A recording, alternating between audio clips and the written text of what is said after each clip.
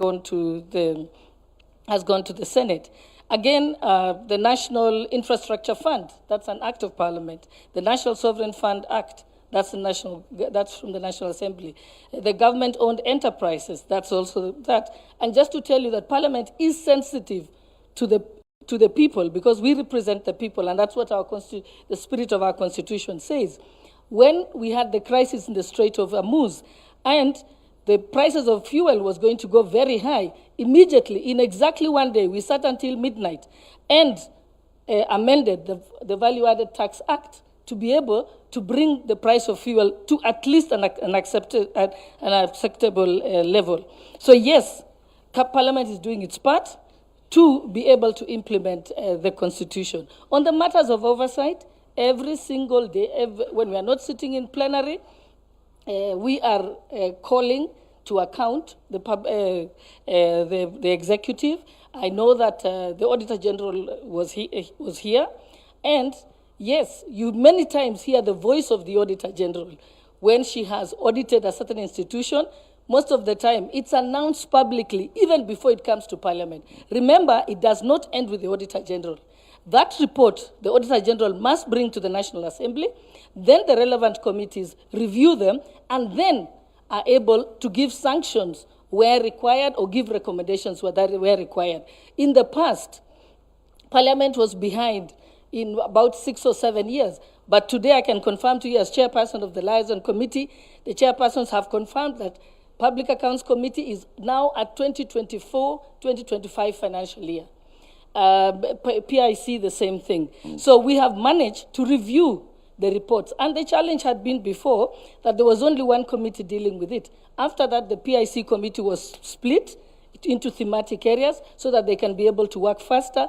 We've deployed several staff to them to be able to do that. So yes, oversight is live and indeed. And today, we go on recess as Parliament. And people think that we go on holiday. Actually, every single committee is sitting for 3 straight weeks to complete their reports, because we are also alive to the fact that it's a year. So yes, I can confidently say that Parliament has done its job, continues to do, and and we have had continuous improvements. We recently had a state of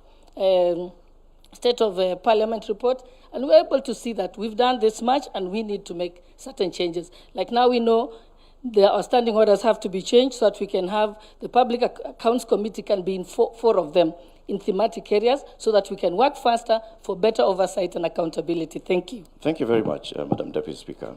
And let's account for that. Parliament has passed legislation. The question is, has Parliament processed legislation or passed legislation?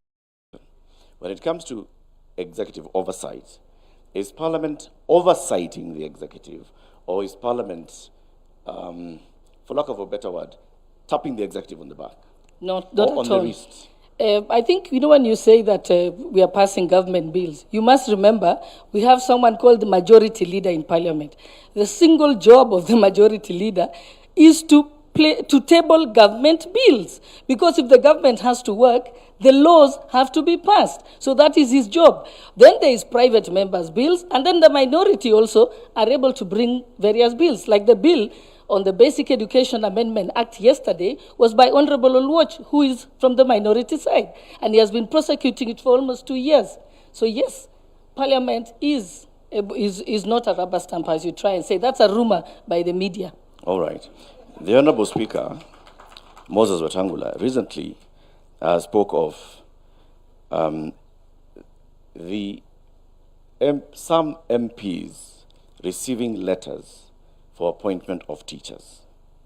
And I know that matter was live, even in Parliament, by some members of Parliament yesterday. As the head of Parliament, how do you respond to this? Is Parliament an extension of the executive, or the recruitment agency of the executive? Okay, Latif, let me remind you again politely that we're here to discuss and take stock of Katiba at 16. Indeed it is. And so I have not come here to discuss rumors that are out there. What you can do, when I come to your TV station, that will be a valid question to ask. So I politely decline to answer. Okay. Let me remind all of us that we are here to account for Katiba at 16. It is our constitution. The offices that we created are accountable to the people of Kenya. in all things that they do, whether they are passing laws or blocking laws. So, the Honorable Deputy Speaker, respectfully, I tell you that the question I'm asking is about accountability. No, it's a valid question, Parliament. and as you said, and as I've told you, that for today's session, there's no answer to that. But I can confirm to you that yesterday, the Education Committee was waiting to summon the Teacher Service Commission, because that is the independent commission that is charged to do with recruitment of teachers. If they are doing it in a different manner other than provided by the law, then they are the ones to be called to account. And that's why I'm saying that's a conversation for another time, not today. There's no better day than today, but let's move to the next one. Honorable Speaker, Amason Kingi, you're Speaker of the Senate.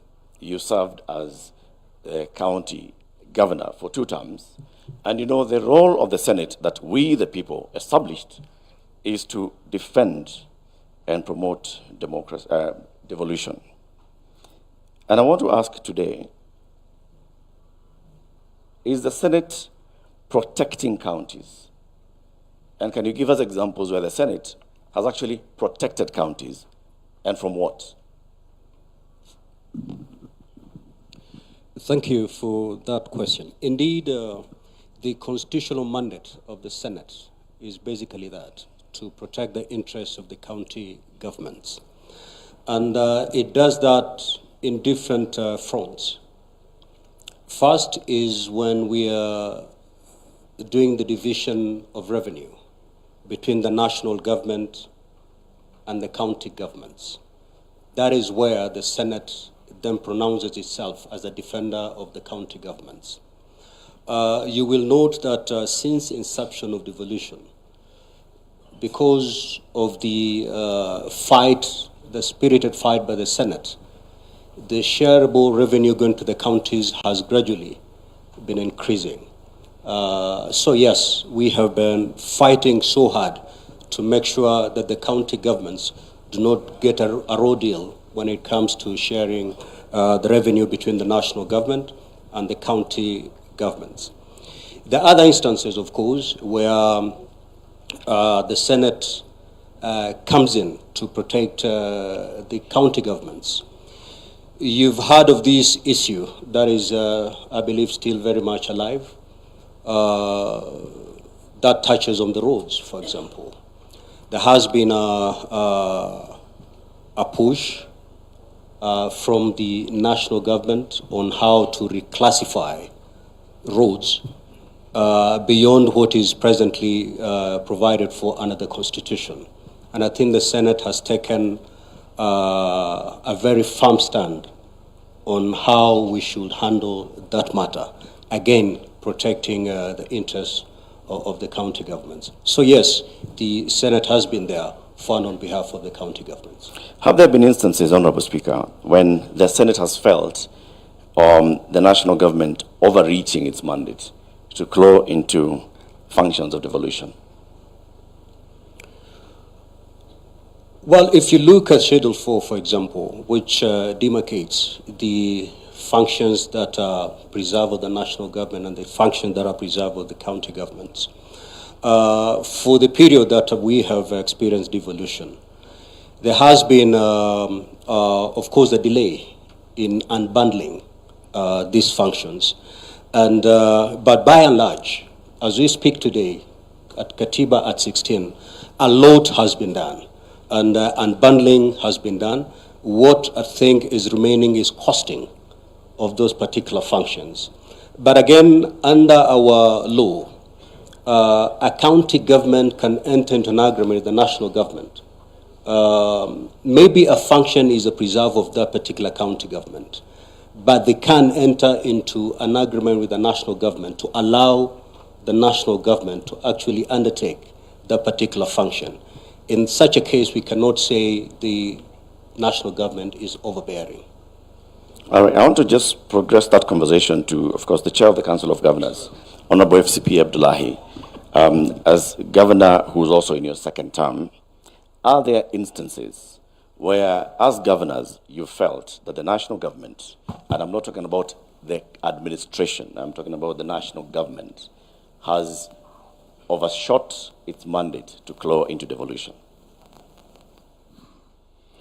Thank you very much, Eric. Before I answer your question, let me set mine like everyone else was doing. Devolution has done extremely well, and it's the that everyone here that has been on this podium has said it's that one single takeout that has been very beneficial to Kenyans out of our 2010 constitution.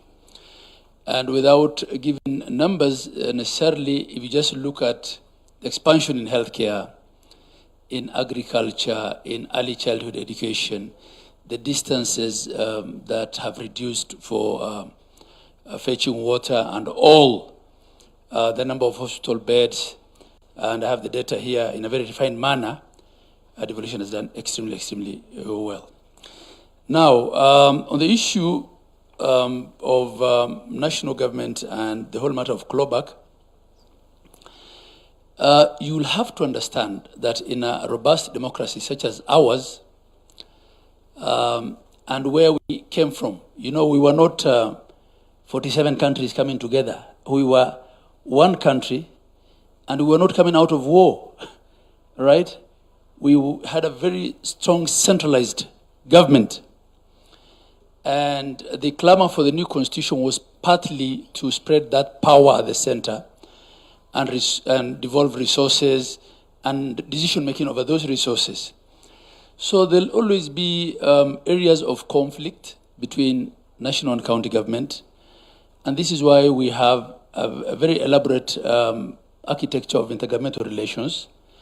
And we try as much as possible to solve disputes intergovernmentally, right?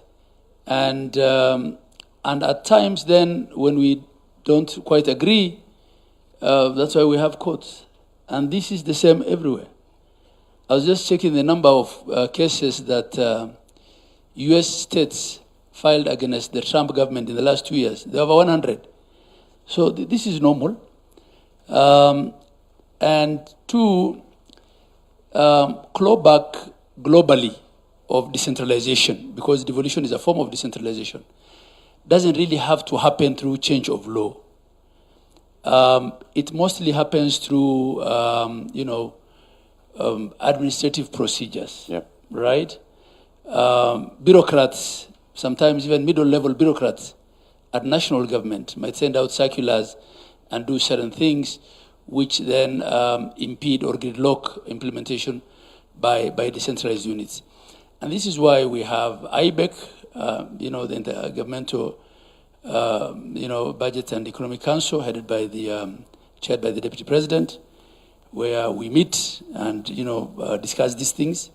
And many times we disagree, many times we agree. We have summit, where as a body of governors, the council, we may even disagree with the president, right? And we come back together again to see how we refine, certain procedures. So I would say, largely, we've done very well. Right. And sometimes some of those administrative interventions are necessitated not so much by, the clamor for clawback, but just to get things more standardized, right? Especially in the area of health, technology, equipment, for instance. We might be quite protective of that space as governors, but again, when you look at what, for instance, the NESP, the National Equipment Support Program, has done, and sometimes we ask ourselves, could we have done this individually, as single counties? So clawback is something that we always, as governors, have to be wary of. But this is why then there are these elaborate arrangements of intergovernmental architecture. And this is why also sometimes we go to the Senate and tell the Senate, this is not acceptable to us. And the Senate, much as we have a lot of other differences on other things, still remains and is the key protector of counties, protecting counties against Big Brother, protecting counties against themselves. So this is part of the robust architectural framework that we have. We have over 42, I think by the last time I checked, intergovernmental partnership agreements between county and national government.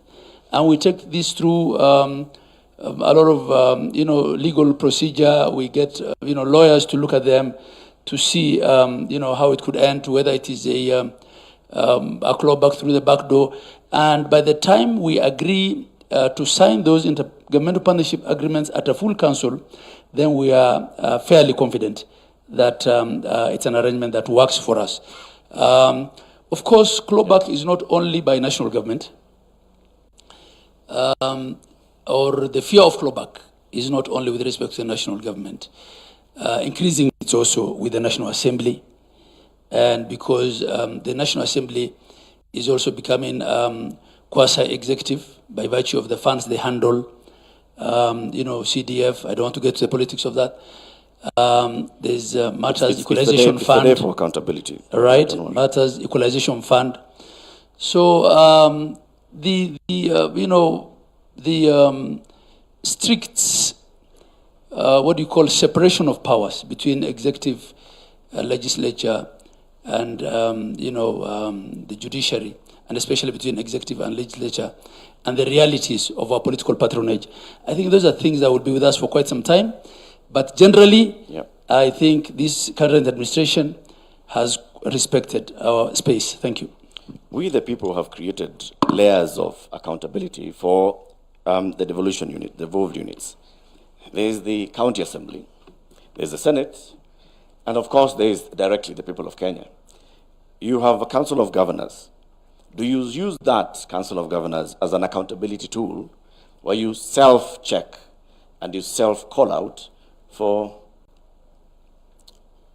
I don't know how else to put it, for bad behavior? Yeah, that's a good question. As chair of council, I don't have the, constitutional office powers that the people sitting on this panel with me have. I'm just a first among equals. I get elected. So next year I will be elected on the 8th of October. So I'm more of a union official. But having said that, we also have, benchmarking and best practices and advisory and conversations that, out of respect, I can have as chair with individual governors. But I get this quite a lot when I visit counties where the public complain to me about their governors. So that's not my role as chair of council. But we try to do this through benchmarking, by sharing best practices, by not reinventing the wheel, and by also having honest conversations in our, council meetings. There are things I have publicly said as a council chair, that as a leadership we will not, protect non-remittances of statutory reductions, or continued burgeoning of pending bills. And these are conversations that we have as governors, but the architecture is not such that the COG is not an oversight body, right? It is an intergovernmental relation outfit. Thank you. It's an association, a club. Yes. And then the other question of the layers of oversight, this is a live debate that we're having now. Where does the oversight role of county assembly end, and where does that of the Senate begin? And I know there's a panelist who said county assemblies may not have, what it takes to oversight. I mean, it probably is then what are the requirements of being a county assembly member? Until very recently, the only positions that required any qualification was president and governor and their deputies. Everyone else could be elected with an ID. Now the courts have also said governors, like everybody else, need not have a degree. So those are debates that we have. We try to resist, as a council, appearing before the Senate for day-to-day operational accountability, and argued that that is best left to our CECs and the Assembly, and that the Senate comes in on big matters, on policy, when there's a crisis, when there's impeachment. But the court disagreed with us, so we have to appear before Senate as governors, and at times get asked why a bean card in a facility 300 kilometers from where you are has not been signed. So, I mean, the interpretation of law is done by the courts. We stand guided by the decisions of court until such a time when that changes. Thank you. Thank you very much, Governor. Your Excellency and honorable panelists, you'll acknowledge that we are actually making reference to the supreme law of the land. And the fact that we actually have a supreme law of the land that is so well known by many people is a big gain, like we've all said. And the fact that we can have such a day to hold ourselves accountable for what we are doing with the office, the high office that we've been given, is also a big plus. I'd like to come final round as we conclude this panel to look at institution level and the Constitution. And I'll start with you, Honorable Deputy Speaker. You understand this Constitution very well. You participated in making of this Constitution well, as did the President and the Honorable Speaker and the Honorable Chief Justice, everybody. But looking at the Constitution as it is now and the institution of Parliament as we have created it, are there aspects of the Constitution that we have not gotten to the full realization of, whose benefits we are not yet reaping from Parliament? And are there ways in which the Constitution ties your hands as representatives of the people? Thank you, Latif. When we take the oath of office, we swear to uphold and protect the Constitution. It's an obligation under Article 3 for every Kenyan, including yourself. You're bound to protect, uphold, and defend the Constitution. So that is something we must do. But as legislators, yes, there's ongoing discussions constantly. We have a committee on a Constitution Implementation Committee in Parliament. Its job is to constantly review various departments of the executive to find out if they have implemented the Constitution. So they are constantly bringing reports, and a lot of them, a lot of their recommendations have helped because they are able to look at the list on the schedules, what should have been implemented by what date, and they are ensuring that that is actually happening. So that is the role of Parliament. So Parliament can't just amend the Constitution, but our job is to have the Constitutional Implementation Oversight Committee. But yes, there is also conversations in the Justice and Legal Affairs Committee. I know which I sit on, when we have met the Electoral Commission and so on, and other arms of government, they say this probably needs to be changed. And what we have done is we normally give that report of requests to the Implementation Committee, and they are keeping a bank of that, so that when the time comes, when the Kenyans think that we should change the Constitution, there will be a reference book and a reference document. So that is available in Parliament. And they've also taken stock of what needs to go to a referendum and what can be changed under parliamentary initiative. What fruits are we not reaping from this Constitution? Sorry? What fruits are we not reaping? Are there any fruits that are contained in the tree of the Parliament that we are not enjoying yet? Within Parliament or the Constitution? As the people of Kenya, we the people. No, I think, like I said, having a Constitution is not an event. It is a process. So we are walking that journey now. And that is why I want to thank Your Excellency for convening this, because this is a time for self-reflection as a country. It's giving us a chance to make this a conversation. And just the way His Excellency also said that we need to look at Vision 2060. And again, that is something that the public will be involved in it. And I think this is probably the first time it has happened in the country, because that is how we improve our country. Thank you. Thank you, Honorable Deputy Speaker. Honorable Speaker Kingi, what are we not getting out of the Senate? Well, I think you're getting everything from the Senate. What more could we get out of the Senate? One area that we felt as a Senate need to be, clarity ought to be brought to bear is the mandate of the Senate and the working relationship between the Senate and the National Assembly. And for this Parliament, the working relation has been pretty good because I and Senator Wetangula tend to agree on a number of issues. But Take, for example, the last parliament. The Speaker of the Senate and the Speaker of the National Assembly are not seeing eye to eye. So we do not want to see this based on personal relationship between the office holders. We need a clear law that would define how these two houses work. And that's why the Senate has come up with a constitutional amendment. One, to expand the mandate of the Senate, and two, to bring clarity on how we can work together with our sister house, the National Assembly. Thank you very much. I'll just skip to Honorable Governor Abdullahi, and then we shall conclude with the Honorable Chief Justice and His Excellency the President. From our wordings and the spirit and letter of our Constitution, when we said we'd like to devolve power and to devolve some functions so that we have closer governance and closer decision-making to our people, in your experience in the last 10 years as governor, what are we not benefiting from yet from the devolution as envisaged in the Constitution? And what can we do to get there? Thank you. Eric, as I said, in many ways, devolution has done its bit to equalize this country. The kind of devolution we have is not one of political power in that sense, if I look at it rightly. It's one of economic devolution. It is of service delivery, the things that matter.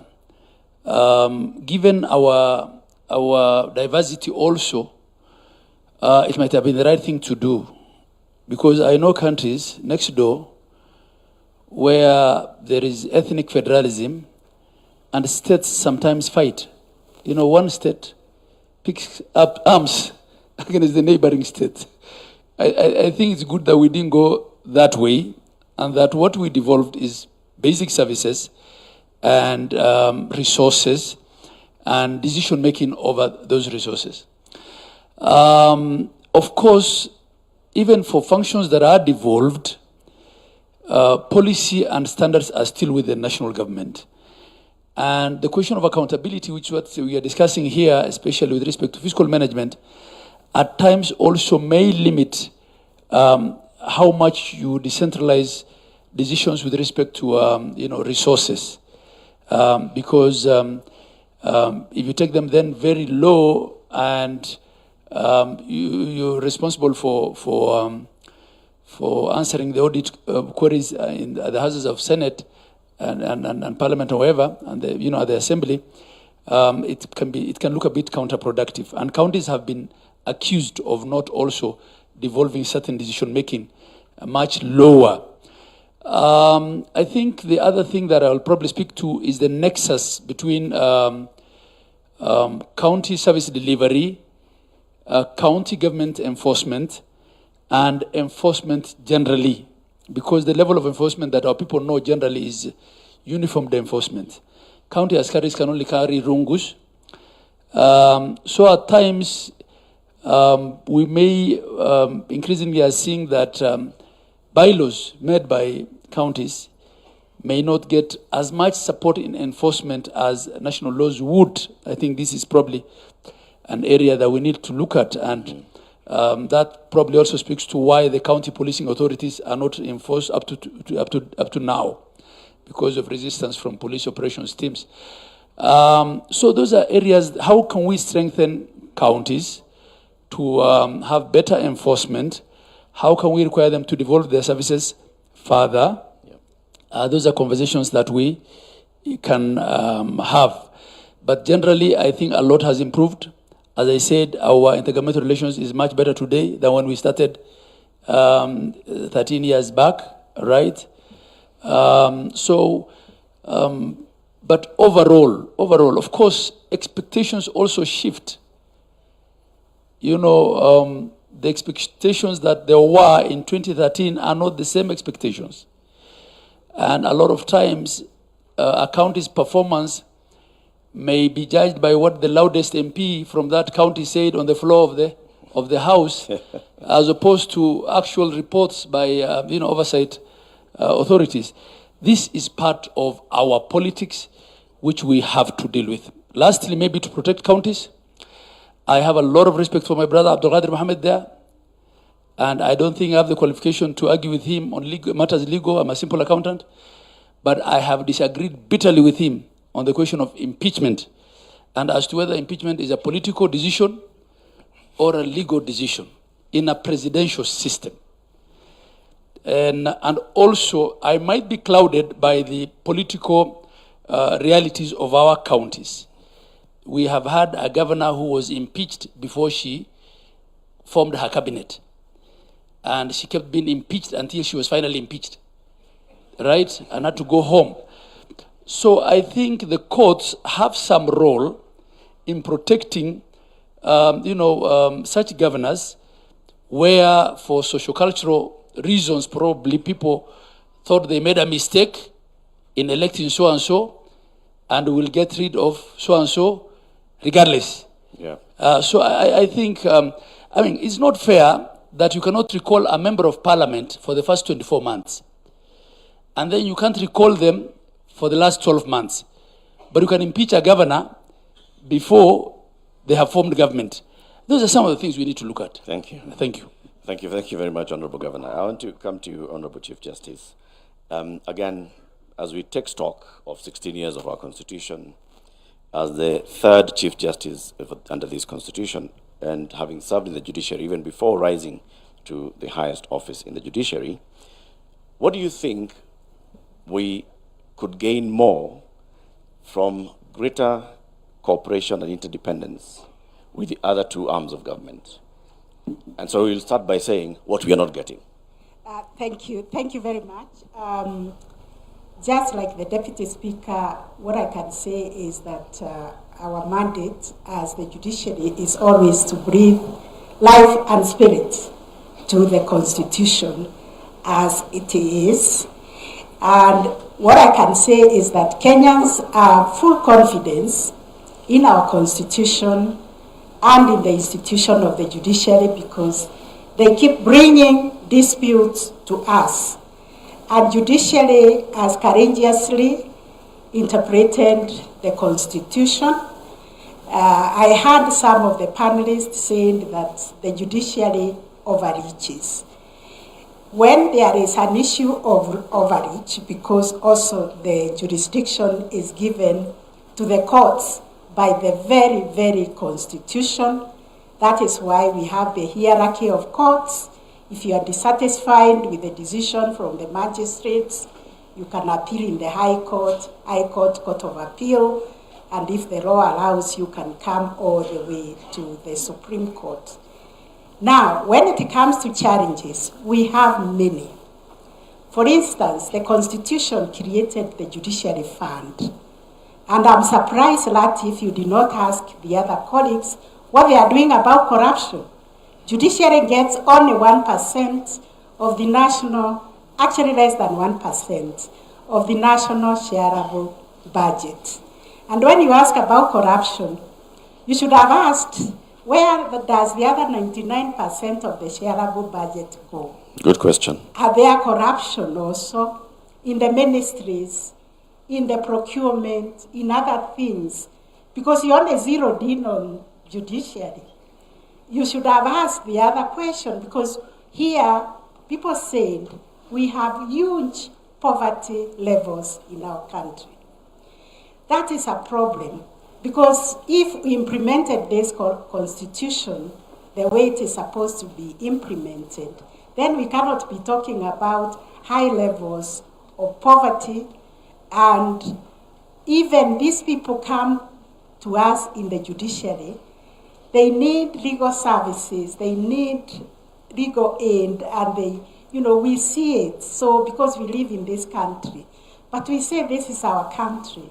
Whatever is not working, we must fix it. And that is the spirit within which we are meeting here today, to introspect and see what it is that we can do better as a country.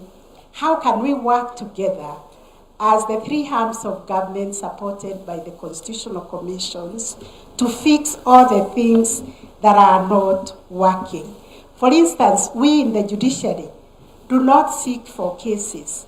Kenyans come to court And because this constitution has given them the leeway, the right, when you compare this constitution with the old constitution, you could not take the government to court. You could not obtain an injunction. You could not obtain a conservatory order against the government.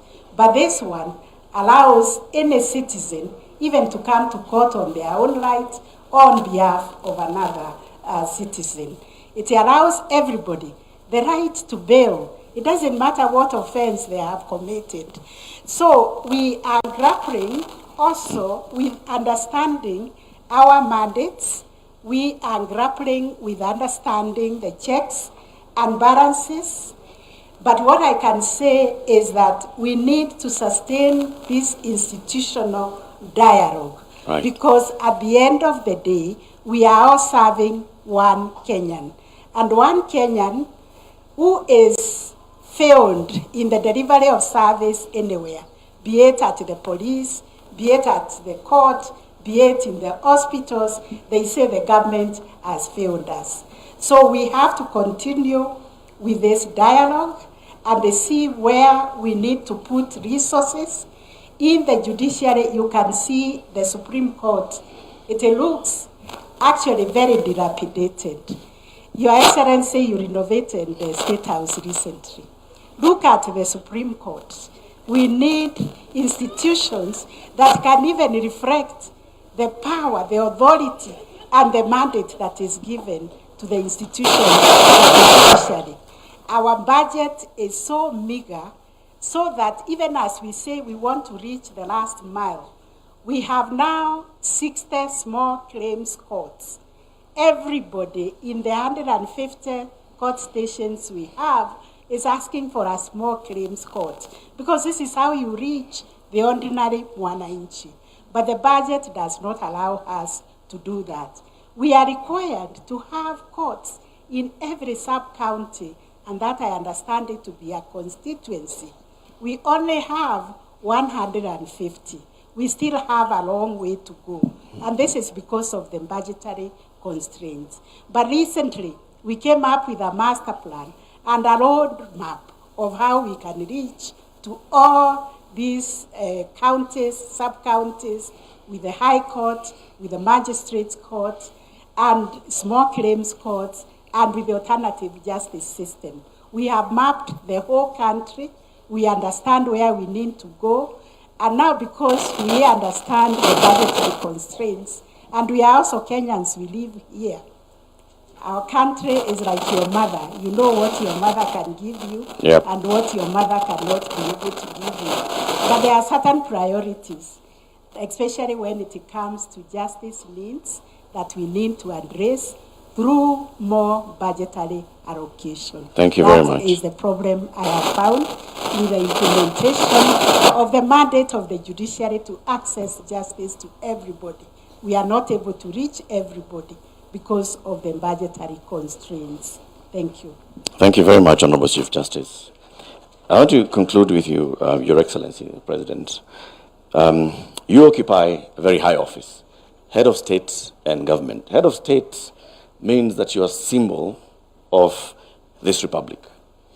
And I want to speak to you from that level, looking back, because you have participated in this constitution journey, before Bomas, into Bomas, out of Bomas, into Naivasha, into parliament, into the referendum, into implementing it as the first deputy president under this constitution and the second president under this constitution.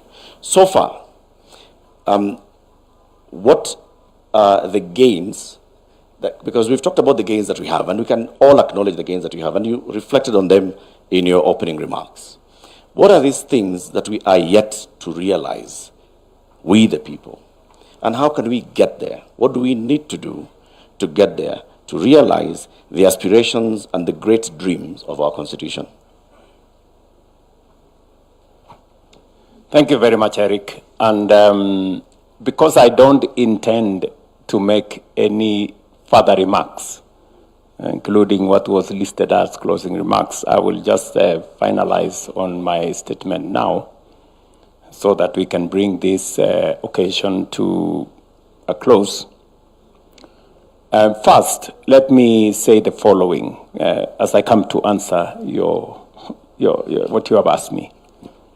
That I'm very proud that we are able to sit down in the manner in which we have done and ask ourselves very candidly, very pointed accountability questions from what you have asked me about the matter of cabinet, to members of parliament on the letters, to Madam Chief Justice here. It just goes a long way in, putting in context the great country that we have, that we can stomach any inquiry into what we are doing as citizens and as leaders. The fact that, this occasion, the Katiba Day, when I thought about it, and I thought about this in the context of what you have said, I participated in Bomas, I participated in Naivasha. There was a Kilifi draft. I was the first deputy president under this constitution. And today I have the privilege to be the second president under this constitution. There is a journey that we have traveled as a country. And as head of state of this country today, I am very proud that this Katiba Day is not just another occasion. It's not just another celebration. It is a place where we call ourselves and ask ourselves difficult questions. Have we done what the Constitution expected of us? And why I am very proud about this moment is because I have managed to bring the country to a place where we can candidly ask ourselves questions. Last week, I was here in KICC on one of our primary subjects, that is universal health coverage. And I spent 5 hours the first day, 5 hours the second day, answering citizens, having an engagement with citizens. As president, that does not happen in ordinary circumstances. No other president has done what I have done. I have put myself at a place where I can be questioned and taken questions and answered. So I think this is a good place for us as a country, number one. Number two, we have made very good progress. As somebody who worked under the old constitution and the new constitution, I can proudly say, as others have said here, Mutava Mushimi, all the other good people, including Apikadir and all the other people, that we have made progress. Of course, we could have done better, but that does not discount the progress that we have made. In different spaces, devolution, for example, which is probably the biggest gain that this constitution brought. There are many arguments as to whether devolution has worked or has it not worked. From where I sit, I think we were right to have devolution. Devolution has served this nation. Could it have been better? Yes. Are there challenges? Yes. But that does not discount what devolution has done to our country. Specifically, for example, the biggest subject, health. I see many people trying to argue that maybe health should be reverted to national government. I am completely opposed. I think health is in the right place in county governments. Why do I say that? If you look at delivery of health, there are counties where we had only one doctor. Example, Wajir here. Today, there are 70. There are many more health workers. Supervision has been devolved from the national government to the county. County workforce, health professionals are held to account. In the past, there used to be doctors who never reported to their stations for 10 years and nobody knew. That is no longer possible. The county governments have appropriated that space properly. And so, have they done many other things better than was the case in the old system? Let me also say, having served as the first chairperson of the Intergovernmental Budget and IBEC, that we started off with a lot of territorial fight between the national government and the county government, and rightfully so, because there was still a hangover by the national government to try and control counties. And then there was also, a bit of that, I must admit. But progressively, we have come to appreciate that there are roles assigned to counties, there are responsibilities and mandate assigned to the national government. And that way, we have found a way of living together. In fact, I have had a wonderful 4 years working with county governments, maybe because I had the benefit of what happened in the last 10 years. And we have signed, as Abdullahi has said, many intergovernmental participation agreements. We have done, for example, the registration of farmers, which was a very big thing. Now we have a register of all farmers. It was a joint project between national government and county governments. We have community health promoters. Today, we pay community health promoters jointly. The community health promoters are doing a fantastic job. Today, we have signed an intergovernmental partnership agreement on matters health. I would have chosen, for example, to say health is a devolved function and I should have nothing to do with it. But we sat down with counties and we said there is a role where national government can support counties in delivery of a mandate that is assigned to counties, and that is purely constitutional.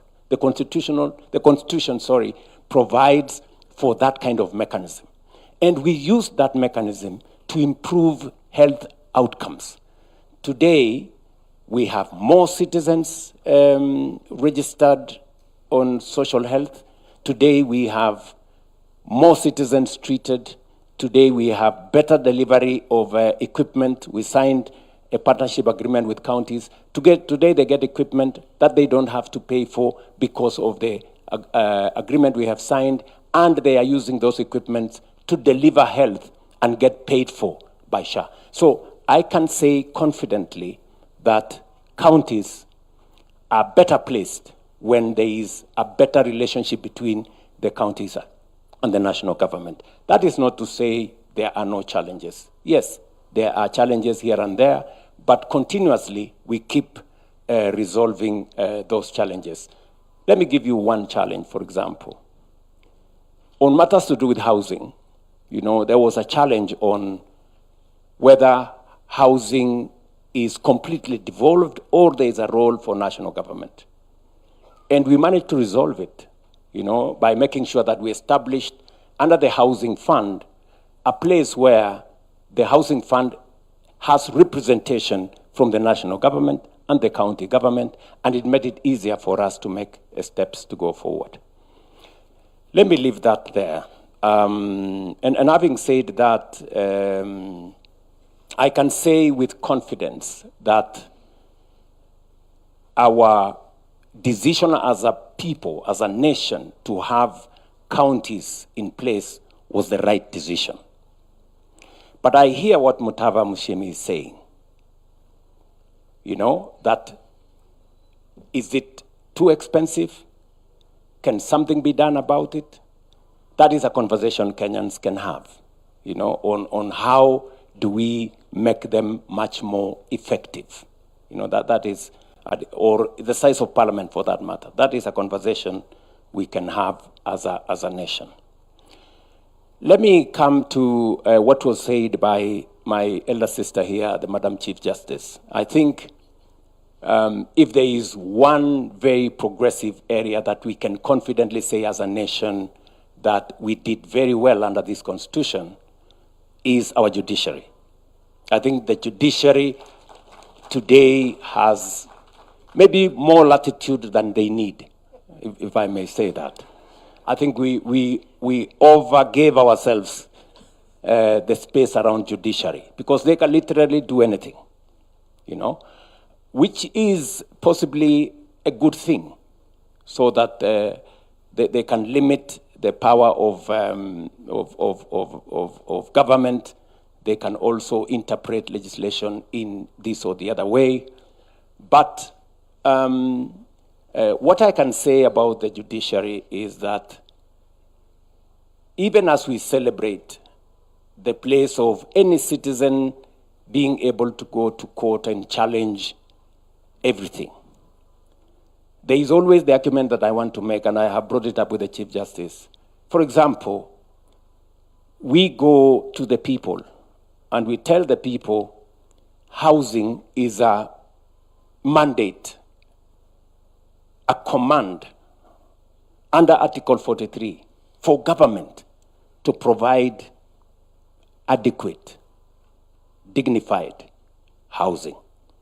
You go to the public with a manifesto, you tell the people how that right is going to be realized, and the people give you the mandate. 7-8 million people, Kenyans, vote, and they say, proceed. And then one person,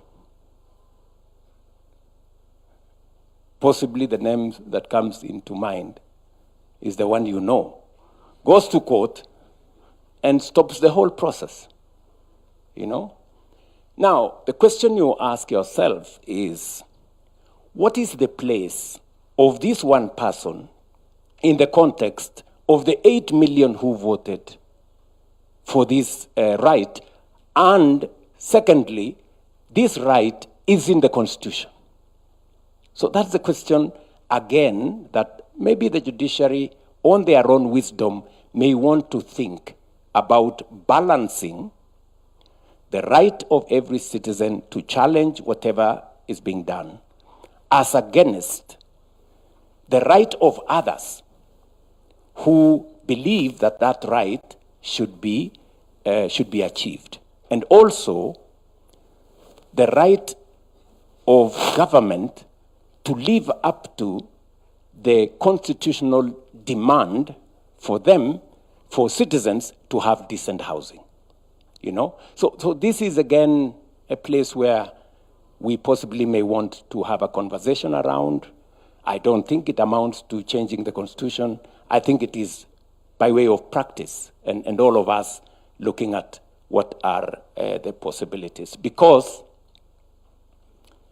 and I will come to this later, in terms of my perspective as to what areas haven't we, I will come to answer that question. But having said that, I think I have had a wonderful relationship with the judiciary under my administration. They have cornered me in many places. They have brought down some of the things I wanted to do. But in some cases, they have made very useful proposals. They have told us, for example, go and change the law so that it's not just those who are salaried who pay for housing, let all others pay. Very, very progressive, They have also told us in other areas, maybe change the law so that you do this. So again, I cannot wholesome say they have done something that has stopped us. They've, in very many cases, enriched our, proposal on how to get things done. But to the words of the Chief Justice here, And she has said, and rightfully so, that there is a budget issue, which is an issue, again, we must have a conversation as citizens. Should we pay taxes? Should we not? Should we borrow more money to do what we have to do? Or how do we borrow responsibly? So this is, again, another conversation, because the bottom line of all these things about budget is taxes. Yes. I mean, we must have a candid conversation. Today, there is a big argument that Kenyans are overtaxed. We need to have a conversation. Is it based on empirical evidence? To my reflection, we are at 14, maybe 15%, our taxes are 15% of GDP. The highest country, France, is 45% of GDP. They pay 45% of GDP.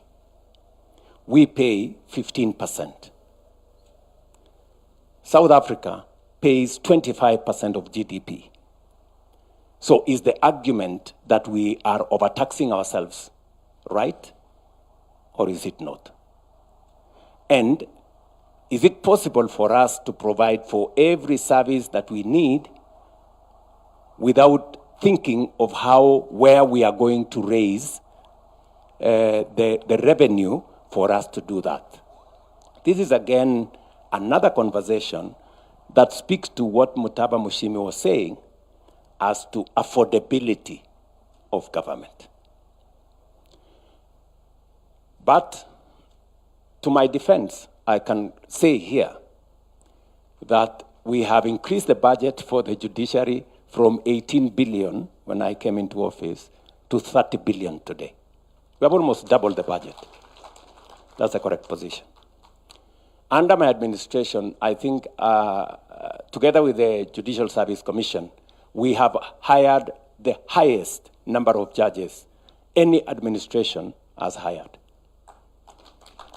In my 4 short years, I think, Madam Chief Justice, I think you, myself, and your JSC has hired close to 100 judges. So we have made a contribution. Maybe we have not reached where we should. I sympathize that the building at the judiciary is not in very good shape. But I don't know whether you really want to renovate, because you have to be ready for the consequences of renovation. The audit out there is very vicious. You know, you don't know how much shit I've gone through on lectures on whether it was the right thing to renovate the State House. I've tried to make argument that this place was leaking. This is the address of the people of Kenya, any citizen, but I don't know whether I've succeeded. So as you think about renovating and rebuilding judiciary, I will warn you that there will be consequences for that. But I guess you have the mettle for it. And I think with the new facility that we have negotiated with yourselves and the World Bank, we now have a facility of about 20 billion shillings to be able to rethink about how we can empower the judiciary to do more. I think we have done a couple of other things, including looking at the retirement benefits of judicial officers, their transport, and many other things, which I don't want to say. But I think we have tried to make a contribution in that direction. Let me say finally that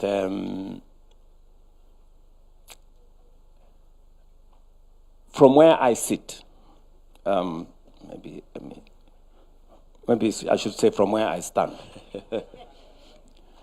the whole space around accountability is a space that I think we need more work. To your question now, Latif, the whole space around accountability is a place we need to do more work. Why do I say so? We have had arguments on who needs to prosecute.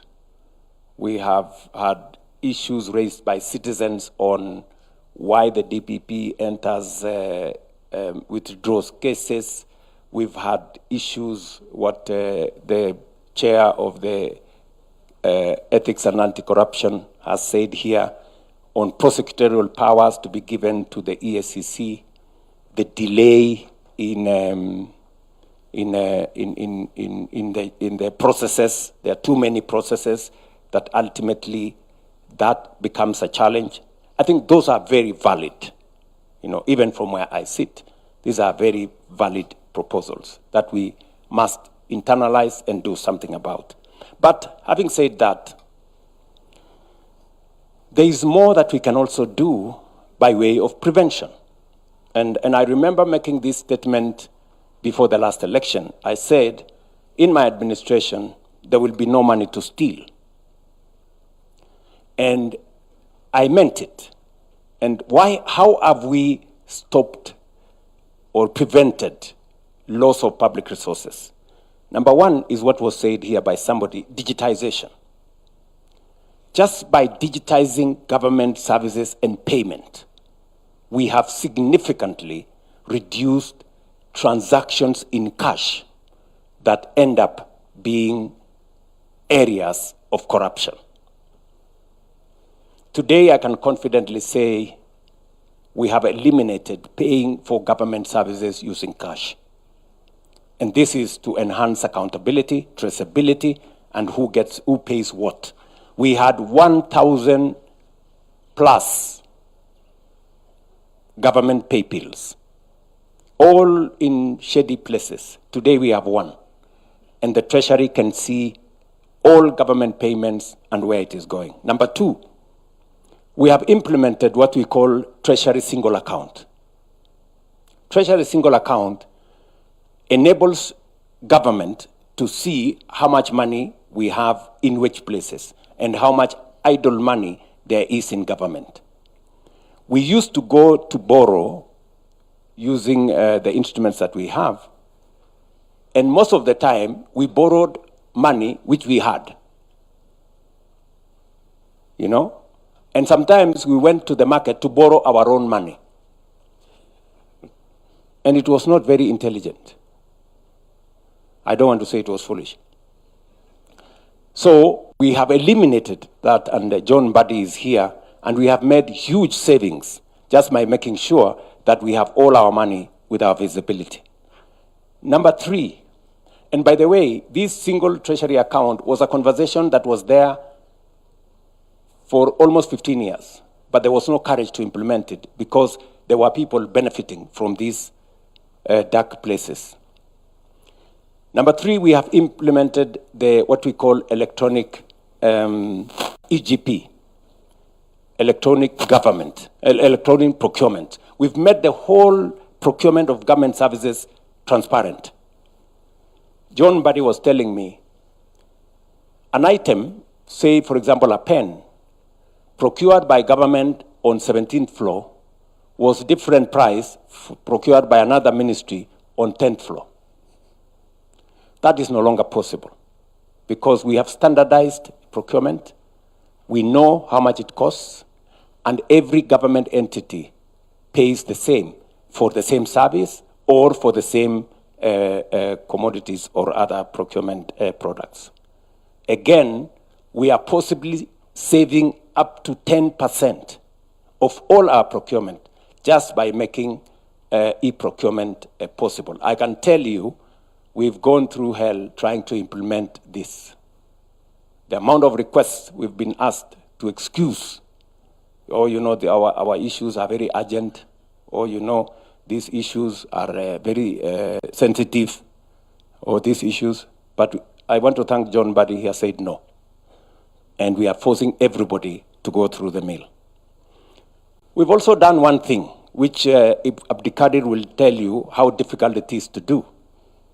The issue of the government-owned enterprises law. This man, Abdikadir, came with it, I think 15 years ago, 13 years ago. But it was not possible to implement it. Because what did it say? It set the bar for the people who are appointed into boards of government agencies. It actually said that we need to advertise for those positions. And it was very difficult politically, to do it, because you go into an election with many friends, partners, people who have supported you, people who have gone to the trenches with you. You win an election, and then they are there. You have to do something about them. And politically, you can't just wish them away, because they will make demands and say, my friend, you wouldn't be there if it was not for us. Legitimately so. But what have you done now? We went to Parliament, and I want to say this about Parliament. I know there are many accusations that Parliament has gone through, that they are a rubber stamp for the executive. I don't know. They are not holding government to account. If there was a difficult bill to pass, and I must give credit to the 13th Parliament, they passed it. It is the Government-Owned Enterprises Law.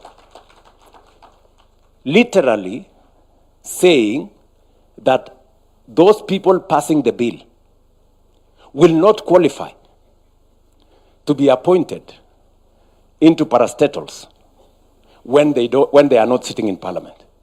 You know how, all these politics are very slippery place. You are in today, you can be out tomorrow. So, but I want to credit the 13th Parliament. They passed this law.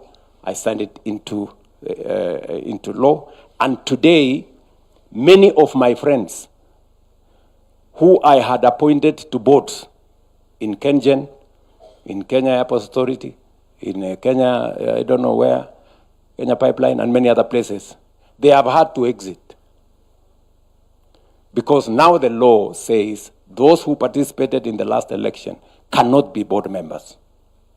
I have lost a few friends, but it comes with what it is.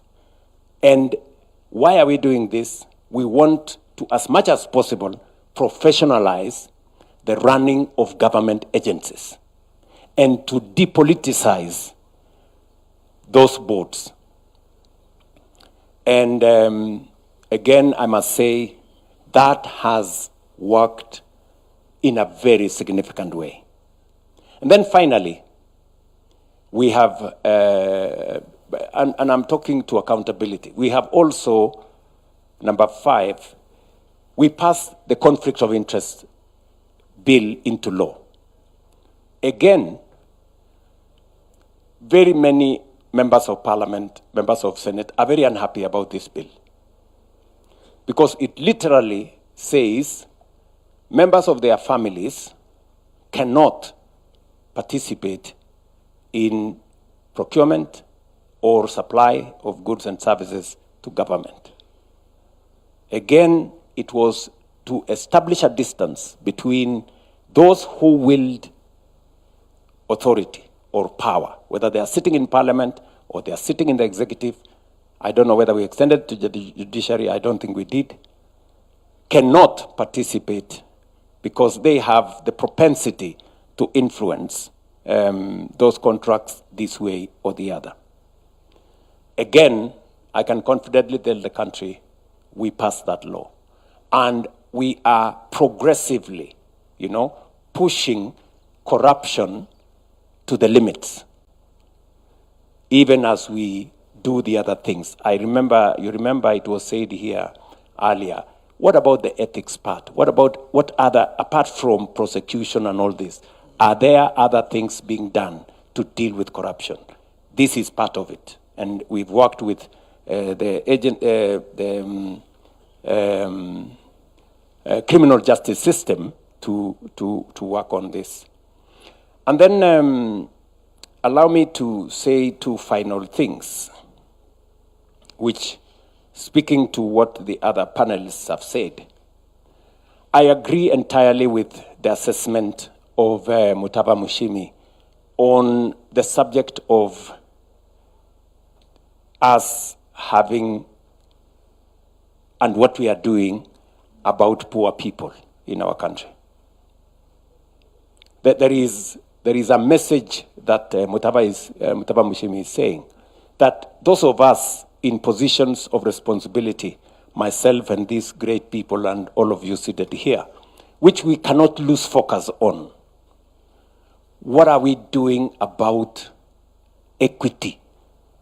How are we working to make sure that every citizen has meaning in Kenya?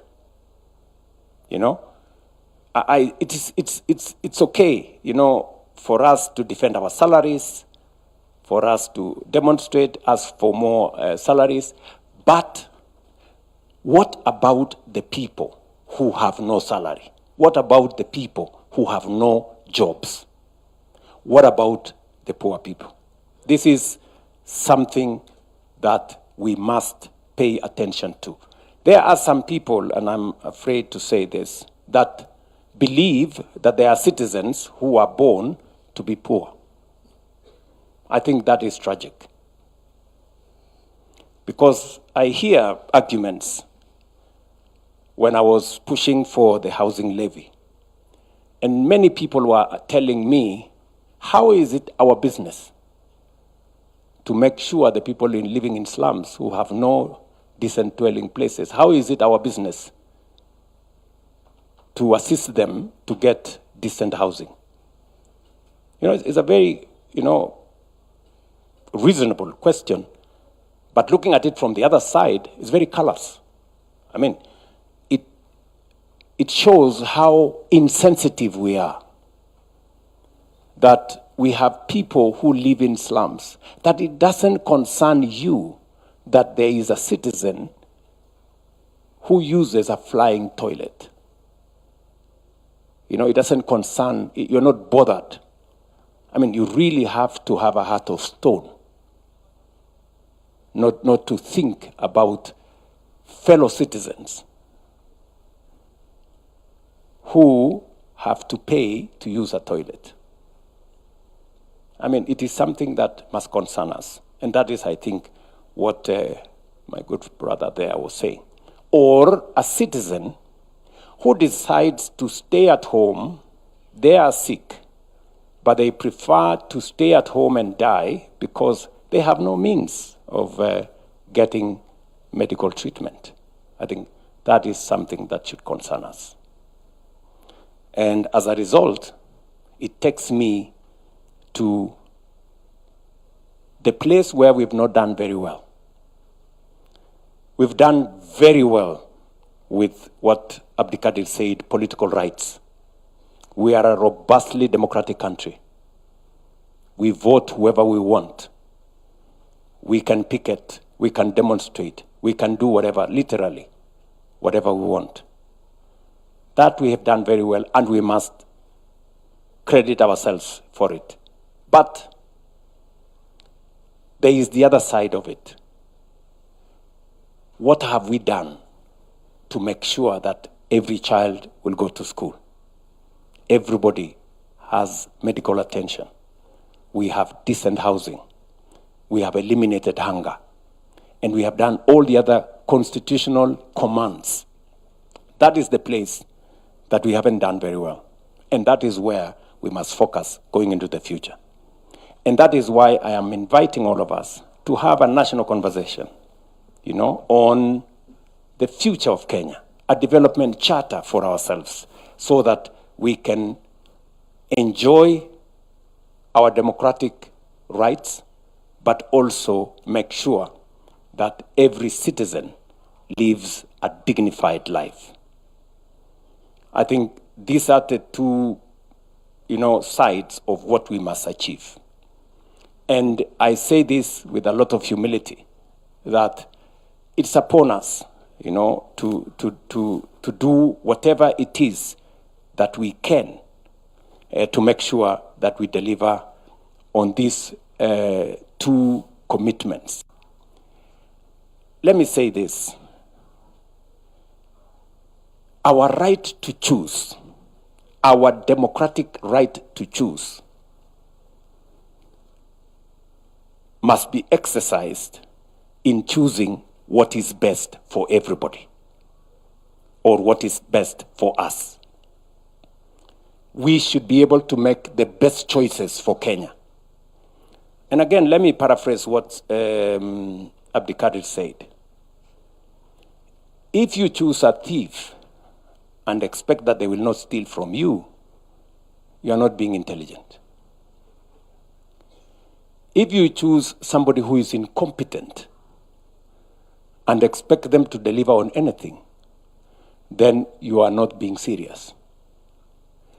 If you choose a person who has no vision, who has no plan, who has no agenda, and expect them to take your country anywhere, then you are not being serious. I think these are the choices that are on the table for us. And finally, I have spoken for too long.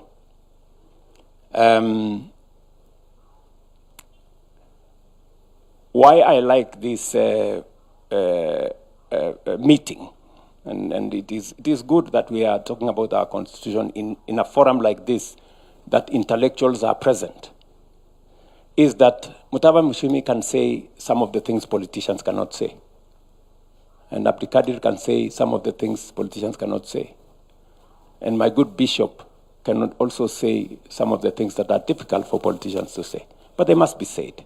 So this is a good forum for us to engage without defending ourselves that much. And finally, I think we need to do more. We have gaps in matters to do with our gender equity. I think we can do something about the 2/3 gender rule. And I think I can do something about making the, not just the 2/3 gender rule, but also the constitutionality of our cabinet. I think that is a space that even me, I have some homework to do on matters to do with gender and all that. If I was given an opportunity, I would try to mitigate my situation by saying, at least I have the first ever Attorney General who is a woman, whom I have appointed.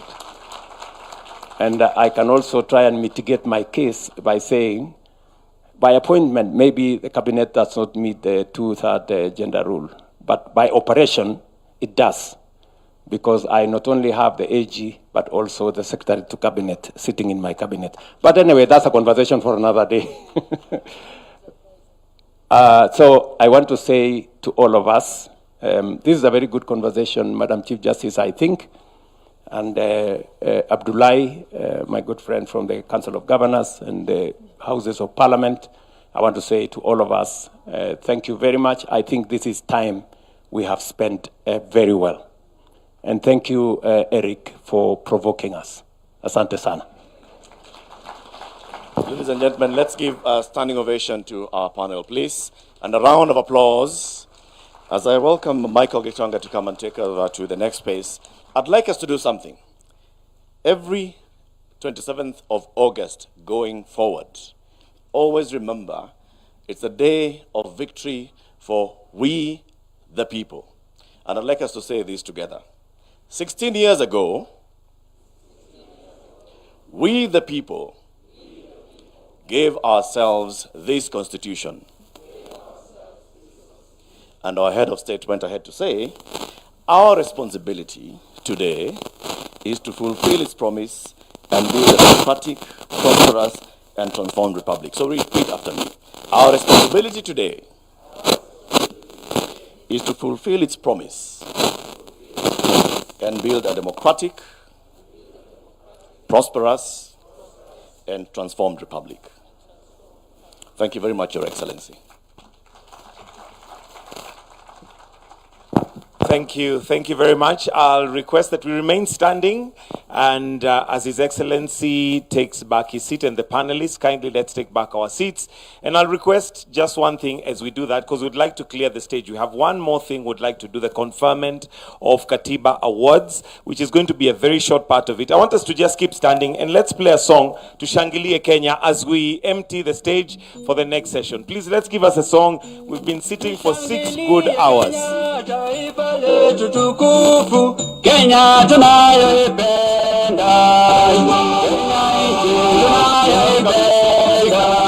nchi tunayoipenda, tunajivunia sana tukijiita wa Kenya, nchi yenye baraka, Kenya nchi yenye baraka, tumekomboa Kenya, taifa letu tukufu, tumebariki mwendo. Anayependa Kenya ni yule mwenye kutenda haki kwa watu wote, mtu mwenye kutenda haki. Na ukipenda Kenya ujitengane na mambo yenye kuvunja amani.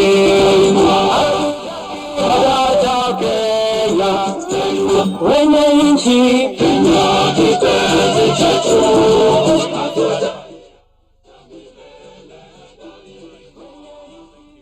Kindly, let's take our seats. And Your Excellency, we only have one more item on our program, and that is the conferment of the Katiba Awards. So with your permission, allow me to invite the Head of Public Service to lead us through a brief state of investiture ceremony for conferment of Katiba Awards. Welcome, sir. Tumkaribishe kwa makofi tafadhali. Thank you. Thank you. Your Excellency, distinguished ladies and gentlemen, this part of the Katiba Day commemoration is convened pursuant to Article 132(4)(c) of the Constitution and the Kenya Heroes Act 2014 to recognize 3 eminent Kenyans whose service has left an enduring mark upon our nation's constitutional journey. On this 16th anniversary of the promulgation of the Constitution, the Republic pays tribute to those who devoted their intellect, courage, and conviction to its making and have remained steadfast custodians of its promise. In recognition of that distinguished service, their names shall be entered into the roll of national heroes under the category of statesmanship, and each accorded the title Shujaa wa Katiba. This recognition carries forward a tradition inaugurated at the promulgation of the Constitution in 2010, when a special Constitution promulgation commemorative award was conferred for distinguished leadership in steering the Constitution through Parliament and towards promulgation. Your Excellency, today's honorees join the Honorable Abdikadir Mohammed, the first and until today only recipient of that special constitutional recognition. Together, their service is firmly inscribed in the constitutional history of our republic, and a grateful nation now accords them their rightful place among its heroes. May it please Your Excellency to take your position in the arena for 1 minute, Your Excellency. And in the name and on behalf of the people of Kenya, formally recognize the following Mashujaa wa Katiba. The first is Professor Yash Pal Gai. With uncommon wisdom and unwavering dedication, Professor Yashpal Gai led Kenya's constitutional dawn. As chair of the Constitution of Kenya Review Commission, he forged a people-driven charter that enshrined in the powerful Bill of Rights, devolution, and rule of law. Through the Katiba Institute, which he founded with Dr. Jill Cottrell Gai, he has tirelessly defended these democratic pillars, often without fee. A scholar of global renown, his counsel has shaped constitution across more than 20 nations. The award will be received on his behalf by the President of the Law Society of Kenya. So let's put our hands together as they come to receive it on behalf of the statesman, mentor, and guardian of the Kenya Katiba, Professor Yashpal Gai, who embodied the highest ideals of public service, deserving of being entered into the role of our national honors as a Shujaa wa Katiba.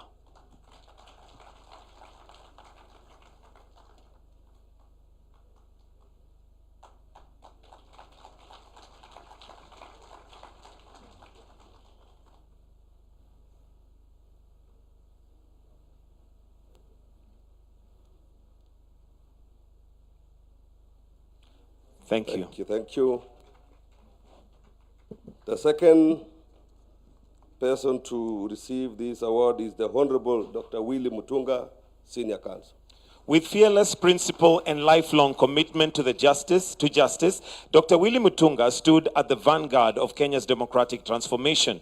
As for the first indigenous Kenyan to teach constitutional law, he nurtured generations of legal minds. He gave voice to the voiceless through the Kenyan Human Rights Commission and Kituo cha Sheria. As the president of the Law Society of Kenya, he became a steadfast champion of the multi-party democracy. As the inaugural Chief Justice under the new constitution, he reformed the judiciary with integrity by professionalizing its ranks, combating corruption, and issuing the Mutunga rules that anchored the constitution. A round of applause for Honorable Dr. Willie Mutunga.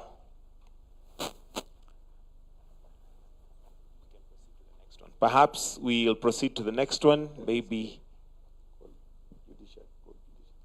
a member of the judiciary, perhaps to receive it on his behalf. Honorable Chief Justice Martha Koome to receive it on his behalf. A round of applause, please.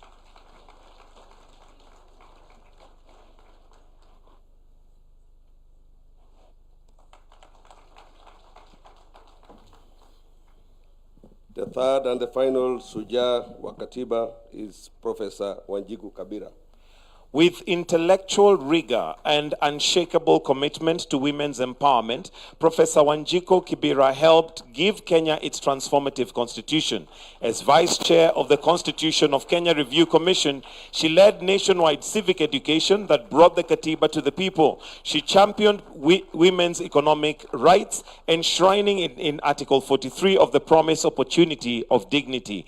As a professor and founder of the University of Nairobi's African Women Studies Center, she cultivated generations of women's leaders and now shapes the nation. Scholar, advocate, and architect of equality, Professor Wanjiku Kibira stands as a beacon of justice and progress. For her immense contribution, she is entered into the role of national heroes of Shujaa wa Katiba.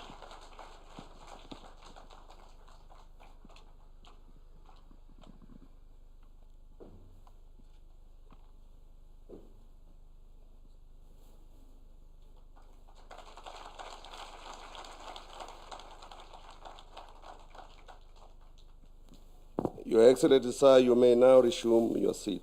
Thank you.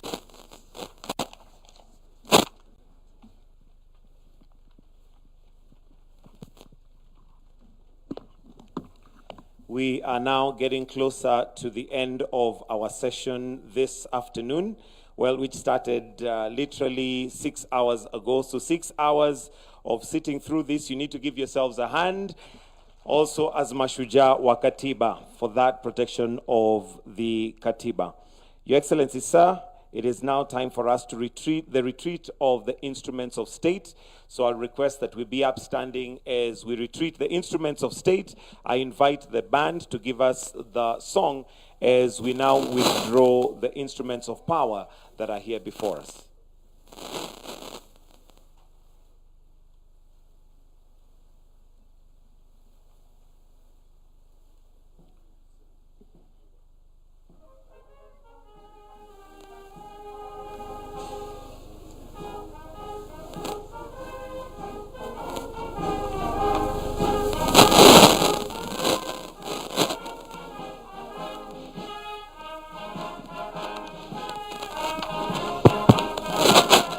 Asante sana Mheshimiwa Rais. Nitaomba kwa heshima mwanasheria mkuu aweze kuondoa nakala ya katiba mahali ambapo iliweza kuwekwa ili wanajeshi wetu waweze kuendelea na shughuli za kuondoa vyombo hivi vya mamlaka tunapokamilisha hafla hii siku ya leo.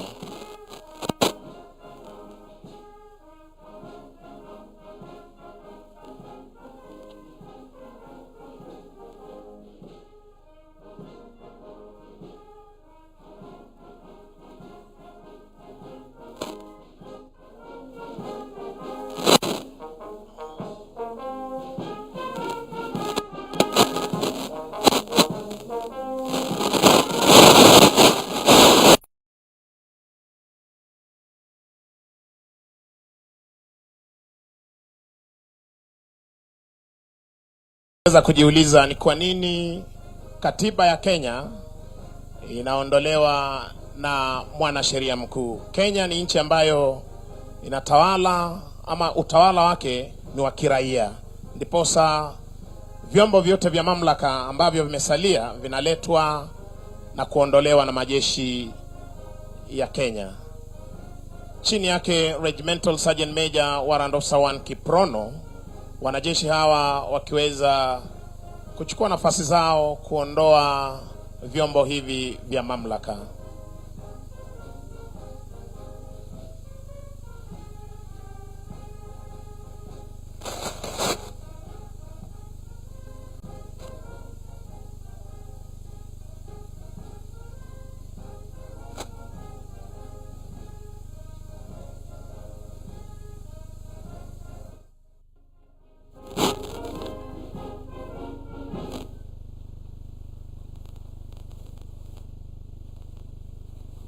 Kuweza kutazama Mheshimiwa Rais, hapa awali ni kwamba muhuri huu wa umma ni muhuri mzito ambapo utaweza kurejeshwa, utaweza kufunika kisha vyombo vingine vya mamlaka viweze kuondolewa.